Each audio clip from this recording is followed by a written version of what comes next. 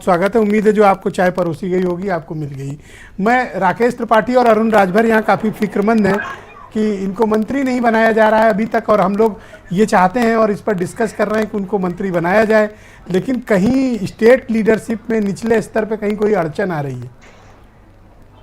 क्या है ये? देखिए ब्रजेश भाई, आप लोगों ने मजाक भी कर लिया, आप लोगों ने कटाक्ष भी कर लिया, आप लोगों ने सारी चीजें कर ली और आपका चैनल इस वक्त नंबर 1 है।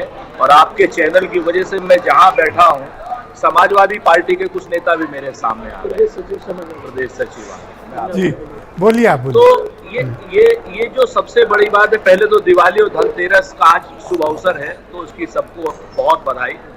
और राकेश भाई धन और धान्य की बात कर रहे हैं तो कुछ दे दें, आप हमको ना दे दें, आप ही को दे दें, कम से कम इतने साल से सत्ता में। खैर ये अपनी जगह पर है। 3 चीजें बड़ी इंपॉर्टेंट हैं। अभी अरुण राजभर जी ने कुछ महत्वपूर्ण बातें कही कि हम मंत्री पद के लिए नहीं हैं। मान लिया आप मंत्री पद के लिए नहीं, तो आप जाति जनगणना के लिए तो हैं। अगर आप मंत्री पद के लिए नहीं गए तो जाति जनगणना के लिए गए हैं या नहीं गए? त्रिस्तरीय आरक्षण के लिए आप गए हैं या नहीं गए हैं? आप मोस्ट बैकवर्ड क्लास को आरक्षण दिलाने के लिए गए हैं या नहीं गए हैं? तो अगर आप इन सब चीजों के लिए गए हैं तो इनमें से कौन सी डिमांड आपकी पूरी हुई? जरा हमें बता दीजिए। जाति जनगणना से तो भारतीय जनता पार्टी किनारा कर रही है, मना कर रही है, और जो आपका कोर इशू है।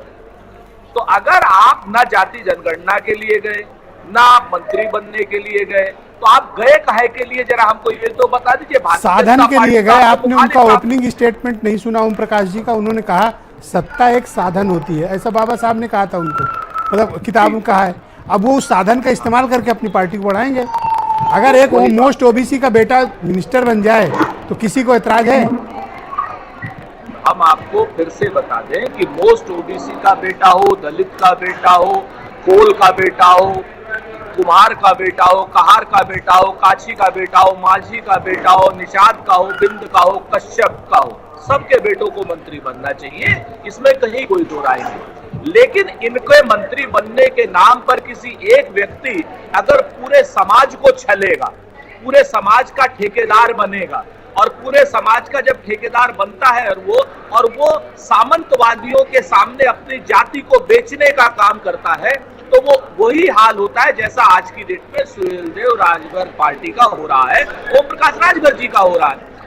आज जिस तरीके से इन लोगों ने अपना समाज बेचा है, समाज को बेचने का काम किया, तो समाज ने भी इनको आईना दिखा दिया कि इनका समाज इनके साथ नहीं। अभी डिबेट में आने के पहले मुझे राकेश त्रिपाठी बता रहे थे कि कांग्रेस मध्य प्रदेश, आप शायद ग्वालियर में मौजूद हैं, तो मुझे राकेश बता रहे थे कि आपकी पार्टी इतना घिर गई है कि सुरेंद्र राजपूत को दिवाली में भी छुट्टी नहीं मिल रही है। सर मैं बहुत शुक्रगुजार हूं कि भारतीय जनता पार्टी के हमारे मित्र जो हैं इस तरीके से हमारा ध्यान रखते हैं।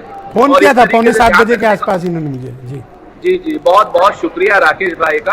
और मैंने कहा ना, धनतेरस पर कुछ अगर हमें नहीं तो ब्रजेश भाई के यहाँ भेजने बड़ा कम है भाई, सिर्फ अरे और लोग बैठे हैं उनके यहाँ भी थोड़ा मिल जाता।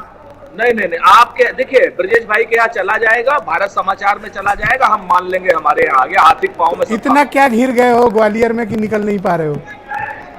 34 की 34 सीटें जीत रहे हैं सर, 34 की 34, एक सीट नहीं जीत पा रहे ये लोग। आप यकीन करें कि पिछले 15 दिनों में 2 बार प्रधानमंत्री आ गए, आज तीसरी बार आ गए, 3 बार प्रधानमंत्री। 28 सीटें जीतने का क्लेम राकेश त्रिपाठी कर रहे थे, जो सीट भी गिनाए थे मुझे।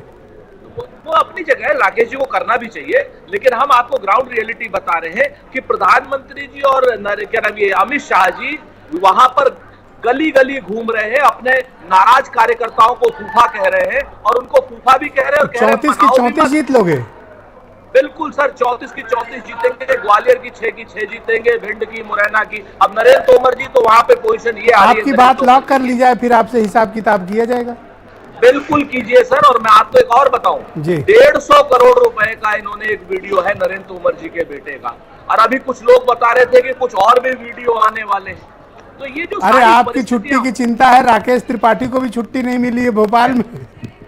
इनसे तो पूछ लो, ये कौन सा दबाव है कि ये छुट्टी नहीं पाए। ठीक नावे।